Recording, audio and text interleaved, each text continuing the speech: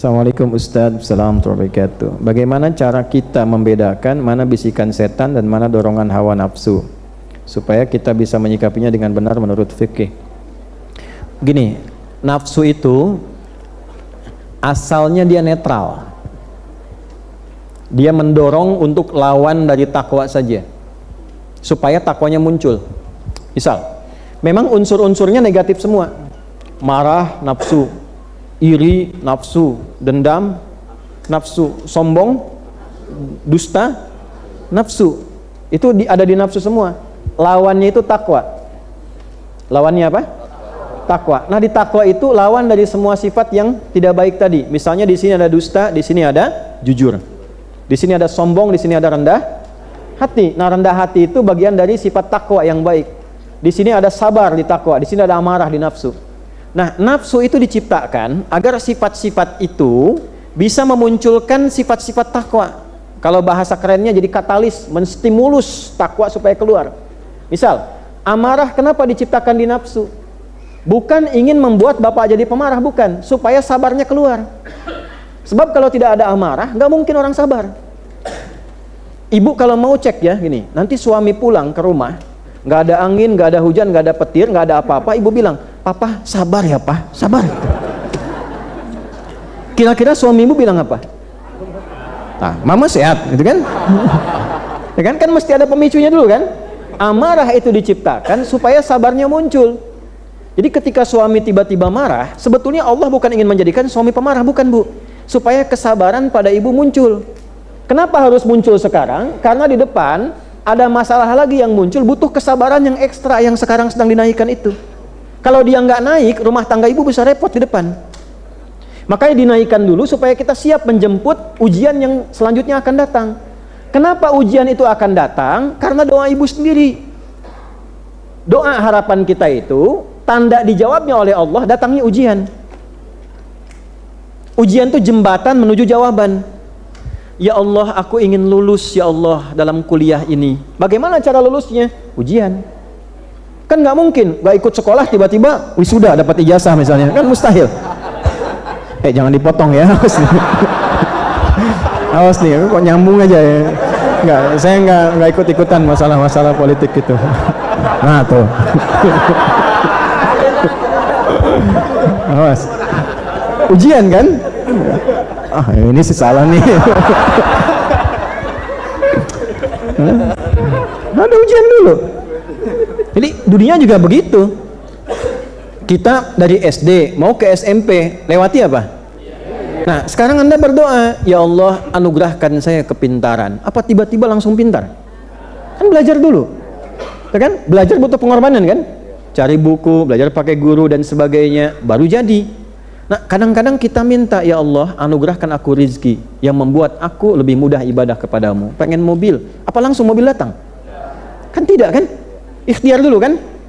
Walaupun ketika Anda ikhtiarnya, bisa Anda dengan berkhidmat ke masjid, lagi beres-beres. Bapak rajin sekali, saya amati sudah sepekan ada di masjid terus di sini, beres-beres. Rumah di mana? Saya di Tegal, Pak. Beres-beresnya di Tanah Kusir. Kesini pakai apa? Ya seadanya aja jalan. Ya udah, biar Bapak gampang, besok saya kasih mobil ya. Bisa jadi. Bisa terjadi begitu. Ya, saya waktu satu kali ngajar di Bekasi, malamnya mimpi pegang setir mobil. Saya berangkat biasanya pakai motor.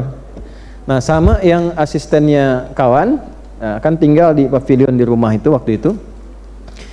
Pagi subuh begitu mau berangkat, saya bilang, "Mas, sini," saya nggak sebut nama.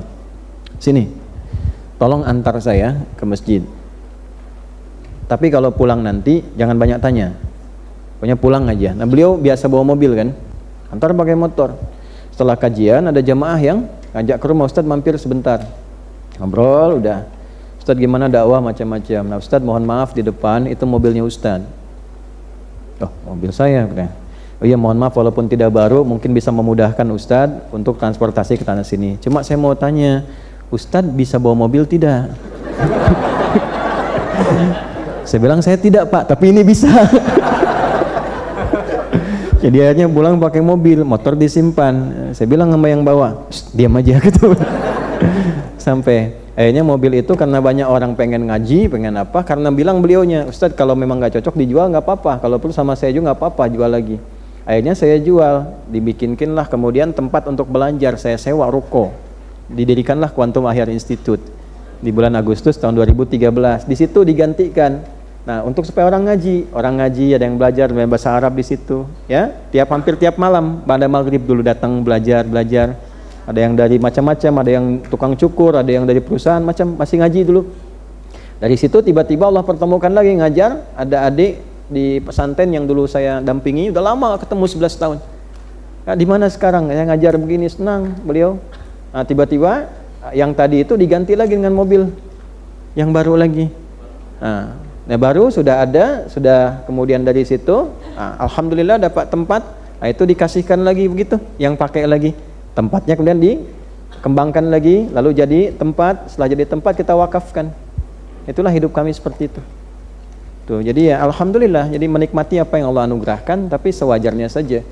Ya, jadi kalau ada yang katakan, Ustadz orang kaya, oh Anda salah, saya kaya banget karena saya punya Allah.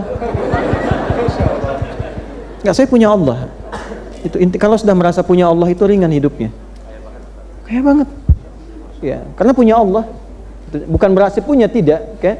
Apa umroh gini kadang nggak ada uangnya, nggak ada Pak, tapi hati kita kan yang tunjukkan. Kalau udah berikan sudah, tapi pas mau berangkat ada ya, tapi tidak semua hati begitu. Ada yang juga pengen diberangkatin nggak dikasih, ada yang pura-pura nulis gini pengen dikasih nggak dikasih gitu ya, memang kan kan nggak begitu juga semua jalan. Nah, itulah nafsu.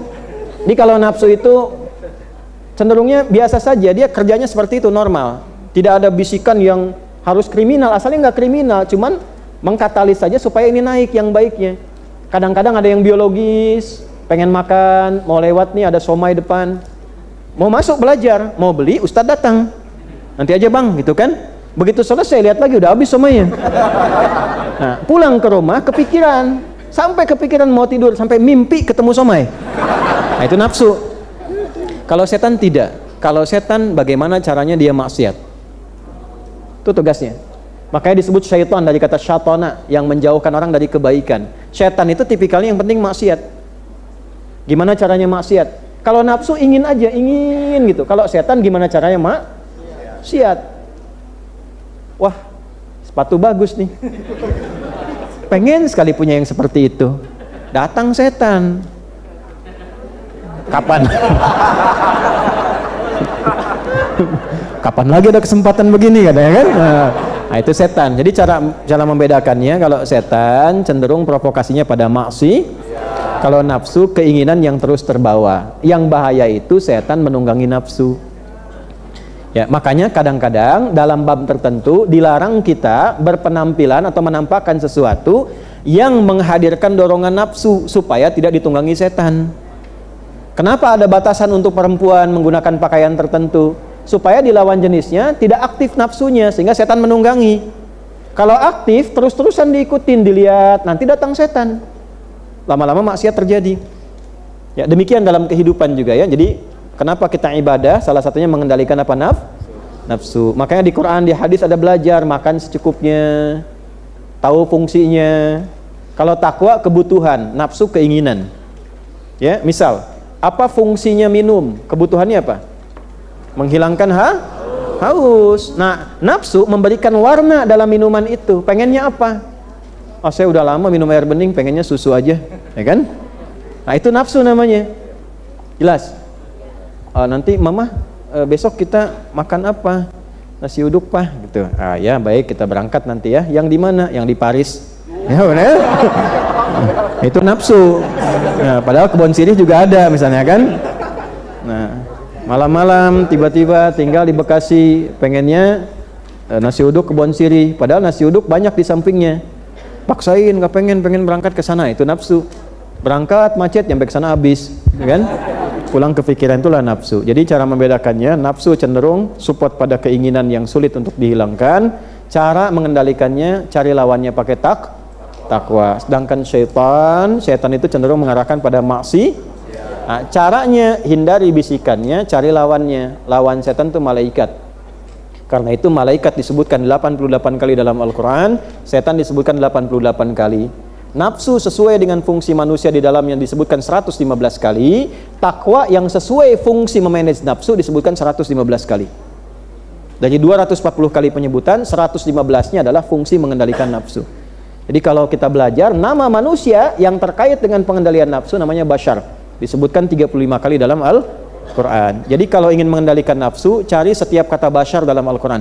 Qul innama ana basyarum mithlukum. Kata Nabi, saya pun manusia, cuma bedanya yuha ilayya. Saya manusia yang disempurnakan dengan diberi wahyu. Jadi Nabi dibimbing oleh Allah, dijaga oleh Allah, sehingga nafsunya Allah langsung yang jaga.